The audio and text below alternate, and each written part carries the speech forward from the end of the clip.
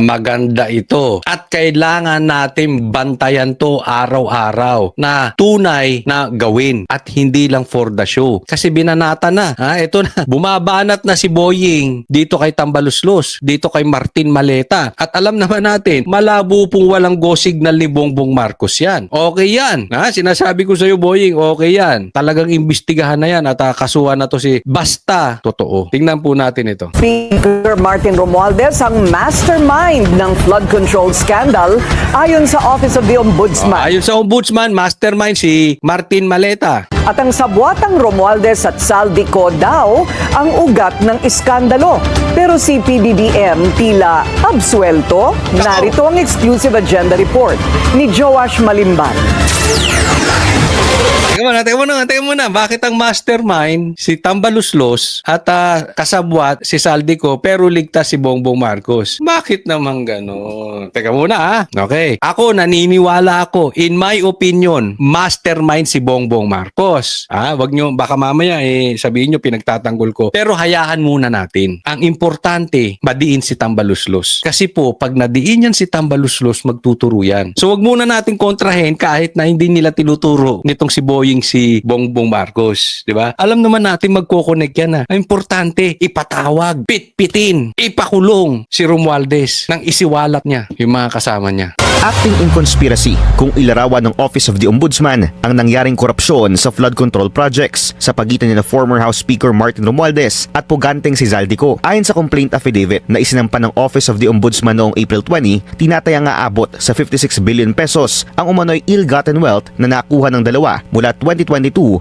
hanggang 2025. Sa mga panahong ito, House Speaker si Romualdez habang chairperson ng House Appropriations Committee si Ko. Ayon sa affidavit, coordinated acts ang ginawa ng dalawa. Kung pagbabasihan daw ang mga ebidensya kasama ng statement ng mga lumutang na witnesses, tila inimpluwensyahan o inudyukan ni Romualdez si Ko na manipulahin ang public infrastructure funding. Nagsabuatan daw sina Ko at Romualdez sa pagbuo ng sistema para makakolekta ng kickbacks mula sa mga proyekto. Kabilang daw dyan ang naging pag-amin ni Ko na mayroong monthly quota na 2 billion pesos na regularly ay idinideliver daw sa mga property na pagmamay-ari ng dating House Speaker. Ayon sa affidavit, by virtue of his position and authority bilang Speaker, si Romualdez daw ang nag-udyok kina Ko at iba pang public officials na gumawa ng umano'y acts necessary to implement the scheme. Ayun. So sa madaling salita, parang sumasang-ayon itong si Ombudsman o ito si Boying dito sa mga pinagsasabi ni Saldico. And remember this, binanggit niya lang din na nagdi-deliver siya sa Malacanang. At si Saldico na sinasang-ayunan nila ngayon, na sinasang-ayunan din yung 18 Marines, sinabi nag-deliver din sa Malacanang. Pero wag muna tayo dyan. Wag muna yung si Malacanang, dito muna tayo. Idinidiin na po ito si Tambaluslos. Ngayon, ito po ang trabaho natin. Kailangan bantayan natin. Kailangan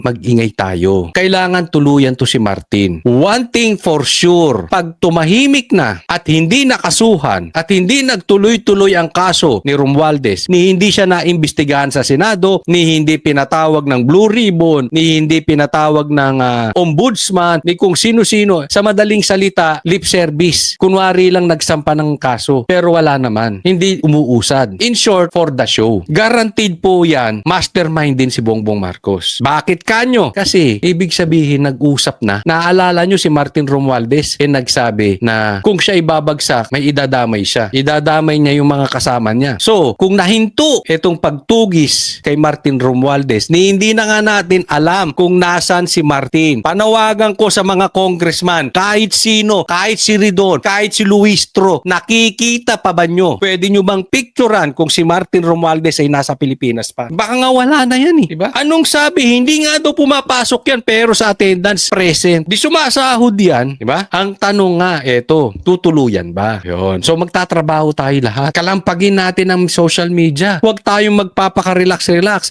Baka 2 buwan, 3 buwan, 4 na buwan, 6 na buwan, wala pa rin nangyayari kay Romualdez. Nag-uusap na yung magpinsan. O sige, hindi ka na namin ikukulong. Hindi ka na namin iimbestigahan. Hahayaan ka na namin. Basta wag mo na lang ako isumbong. Pag ganun ang nangyari, walang nangyari. Gulo, no? Pag ang nangyari ay walang nangyari, mastermind si Bongbong Marcos. Simple, di ba? Boying, okay ang ginagawa mo. Pero sana, hindi ka lang puro satsat. Tuluyan mo yan si Romualdez. Kung hindi, takot ka. Baka pati ikaw may tinatago. Baka pati ikaw may maleta. Nagtatanong lang naman. Tuluyan mo yan si Kabilang daw dyan ang identification at insertion ng project sa national budget, ang pamamahala sa kanilang approval at funding at ang imposition and collection ng kickbacks. Pero paninindigan ng Office of the Ombudsman sa complaint affidavit, hindi ligtas sa krimen si Ko, lalo na't active and knowing daw ang kanyang partisipasyon. Ayon sa affidavit, si Romualdez ang tinuturong mastermind ng flood control scandal. Kabilang sa mga pinagbasehan nito ang mga statement ng naglahong Senate witness na si Orly Gutesa.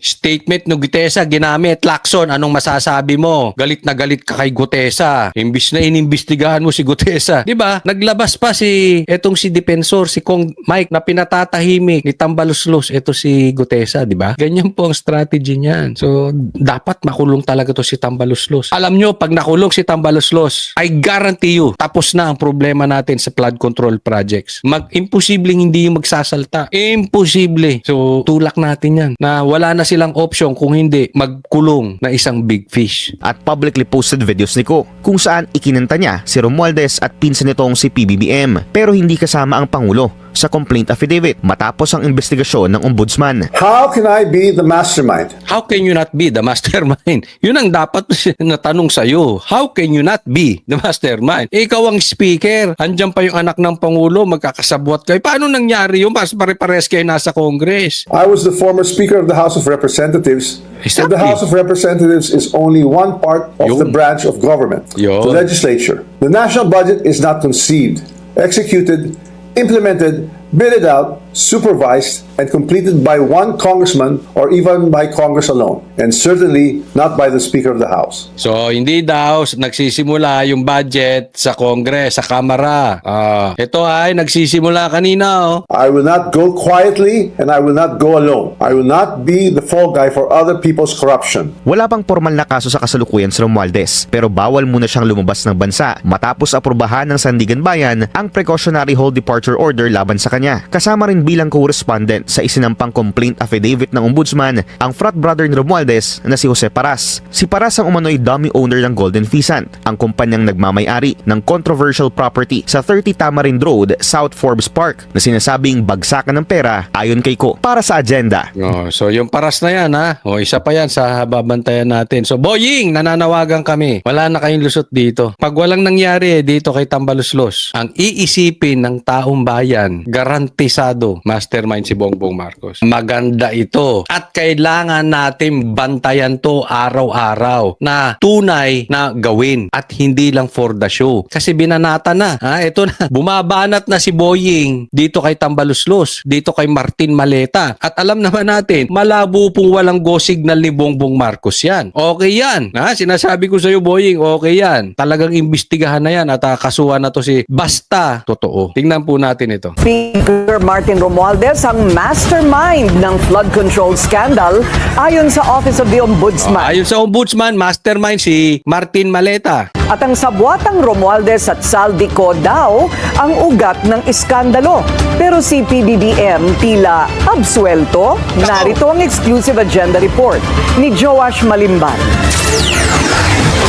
Teka muna. Bakit ang mastermind si Tambaluslos at kasabwat si Saldico pero ligtas si Bongbong Marcos? Bakit naman gano'n? Teka muna Okay. Ako, naniniwala ako. In my opinion, mastermind si Bongbong Marcos. Wag nyo, baka mamaya sabihin nyo pinagtatanggol ko. Pero hayahan muna natin. Ang importante, madiin si Tambaluslos. Kasi po, pag nadiin yan si Tambaluslos, magtuturo yan. So wag muna natin kontrahin kahit na hindi nila tinuturo nitong si Boying si Bongbong Marcos, di ba? Alam naman natin magko-connect yan. Ang importante, ipatawag, pitpitin, ipakulong si Romualdez nang isiwalat niya yung mga kasama niya. Acting in conspiracy kung ilarawan ng Office of the Ombudsman ang nangyaring korupsyon sa flood control projects sa pagitan ni na former House Speaker Martin Romualdez at puganteng si Zaldico. Ayon sa complaint affidavit na isinampa ng Office of the Ombudsman noong April 20, tinatayang aabot sa 56 billion pesos ang umano'y ill-gotten wealth na nakuha ng dalawa mula 2022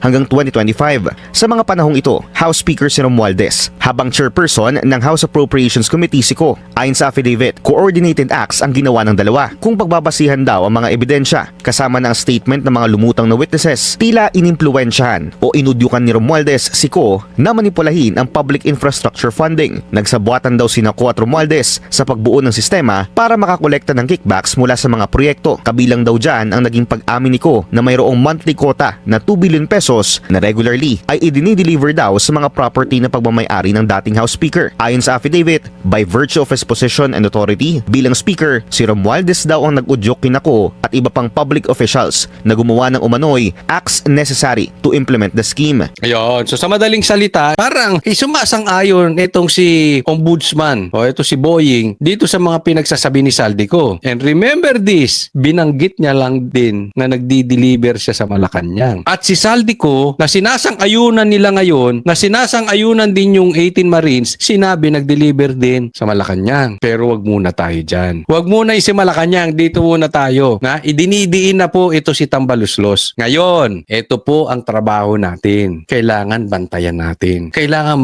mag-ingay tayo. Kailangan tuluyan to si Martin. One thing for sure, pag tumahimik na at hindi nakasuhan at hindi nagtuloy-tuloy ang kaso ni Romualdez, ni hindi siya naimbestigahan sa Senado, ni hindi pinatawag ng Blue Ribbon, ni hindi pinatawag ng Ombudsman, ni kung sino-sino, sa madaling salita, lip service. Kunwari lang nagsampa ng kaso, pero wala naman. Hindi umuusad. In short, for the show. Guaranteed po yan, mastermind din si Bongbong Marcos. Bakit kanyo? Kasi, ibig sabihin, nag-usap na. Naalala nyo si Martin Romualdez, nagsabi na kung siya ibabagsak, may idadamay siya. Idadamay niya yung mga kasama niya. So, kung nahinto itong pagtugis kay Martin Romualdez, ni hindi na nga natin alam kung nasan si Martin. Panawagan ko sa mga congressman, kahit sino, kahit si Ridon, kahit si Luistro, nakikita pa ba nyo? Pwede nyo bang picturean kung si Martin Romualdez ay nasa Pilipinas pa? Baka nga wala na yan eh. Diba? Anong sabi? Hindi nga daw pumapasok yan pero sa attendance present. Di sumasahod yan. Diba? Ang tanong nga, eto, tutuluyan ba? Yun. So magtatrabaho tayo lahat. Kalampagin natin ang social media. Huwag tayong magpapaka-relax-relax. Baka 2 buwan, 3 buwan, 4 na buwan, 6 na buwan, wala pa rin nangyayari kay Romualdez. Nag-uusap na yung magpinsan. O sige, hindi ka na namin ikukulong. Hindi ka na namin iimbestigahan. Hahayaan ka na namin. Basta wag mo na lang ako isumbong. O, pag ganun ang nangyari, walang nangyari. Gulo, no? Pag ang nangyari ay walang nangyari, mastermind si Bongbong Marcos. Simple, di ba? Boying, okay ang ginagawa mo. Pero sana, hindi ka lang puro satsat. Tuluyan mo yan si Romualdez. Kung hindi, takot ka. Baka pati ikaw may tinatago. Baka pati ikaw may maleta. Nagtatanong lang naman. O, tuluyan mo yan si Kabilang daw dyan ang identification at insertion ng project sa national budget, ang pamamahala sa kanilang approval at funding at ang imposition and collection ng kickbacks. Pero paninindigan ng Office of the Ombudsman sa complaint affidavit, hindi ligtas sa krimen si Ko, lalo na't active and knowing daw ang kanyang partisipasyon. Ayon sa affidavit, si Romualdez ang tinuturong mastermind ng flood control scandal. Kabilang sa mga pinagbasehan nito, ang mga statement ng naglahong Senate witness na si Orly Gutesa. Statement ng Gutesa ginamit. Lacson, anong masasabi mo? Galit na galit ka kay Gutesa. Imbis na inimbestigahan mo si Gutesa. Di ba? Naglabas pa si Defensor, si Kong Mike na pinatatahimik ni Tambaluslos. Ito si Gutesa, di ba? Ganyan po ang strategy niyan. So, dapat makulong talaga to si Tambaluslos. Alam nyo, pag nakulong si Tambaluslos, I guarantee you, tapos na ang problema natin sa flood control projects.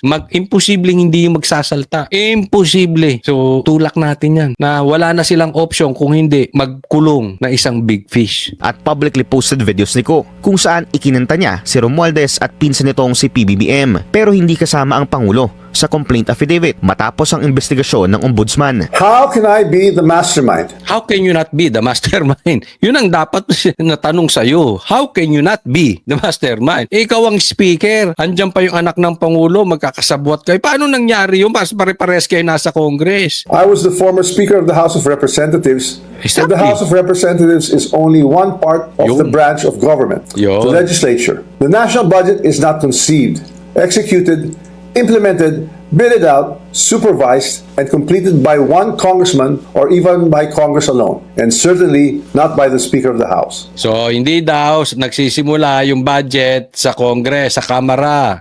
Ito ay nagsisimula kanina, oh. I will not go quietly and I will not go alone. I will not be the fall guy for other people's corruption. Wala pang formal na kaso sa kasalukuyan sa Romualdez, pero bawal muna siyang lumabas ng bansa matapos aprubahan ng Sandigan Bayan ang precautionary hold departure order laban sa kanya. Kasama rin bilang correspondent sa isinampang complaint affidavit ng ombudsman ang frat brother ni Romualdez na si Jose Paras. Si Paras ang umano'y dummy owner ng Golden Pheasant, ang kumpanyang nagmamay-ari ng controversial property sa 30 Tamarind Road, South Forbes Park na sinasabing bagsakan ng pera ayon kay Ko. Para sa agenda, So, yung Paras na yan, ha? Isa pa yan sa babantayan natin. So, Boying, nananawagan kami. Wala na kayong lusot dito. Pag walang nangyari dito kay Tambaluslos, ang iisipin ng taong bayan, garantisado, mastermind si Bongbong Marcos.